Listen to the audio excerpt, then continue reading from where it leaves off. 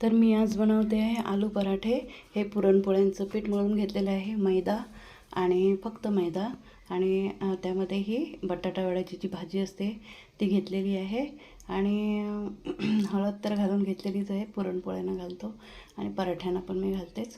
तर ही बटाटा वड्याची टेस्ट येणारी अशी भाजी मी भरते। त्यामध्ये पूर्ण घातलेले बटाटे वड्यातला जी भाजी आपण करतो तेच सामान आणि ह्याची एक वेगळी टेस्ट लागते नेहमीपेक्षा। तर मी हे लाटून घेतले आहेत पुरणपोळ्यांसाठी। एकदम पातळ पीठ केल्यामुळे व्यवस्थित छान असे लाटून येतात आणि आपण आता हे भाजून घेऊ पराठे। तर बघा किती पातळ होतात, व्यवस्थित पीठ मळलं गेलं की आपले जास्त मोठे पराठे होतात आणि आपली भाजी पण बाहेर पडत नाही। तर याला मी आता तूप लावून घेतलं आहे, पराठा भाजलेला आहे। आणखी ह्यामध्ये आता आपण पलटूनसुद्धा तूप लावून घेतलेलं आहे त्याला व्यवस्थित। तूप पराठे म्हटल्यानंतर जरा जास्तच लागतं, कारण आपण नेहमी आलू पराठा तर नाही करत आपल्या इकडे, मुलांसाठी मध्ये मध्ये करतो आपण।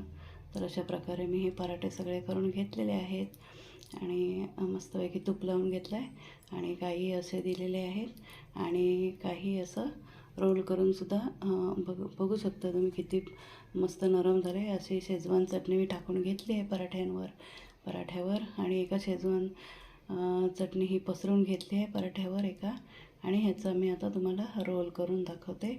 असं मधून कट करून घेतलं की मुलांनासुद्धा छान वाटतं। तर अशा वेगवेगळ्या चटण्या किंवा जॅम वापरून तुम्हीसुद्धा करून बघा रोल। थँक्यू।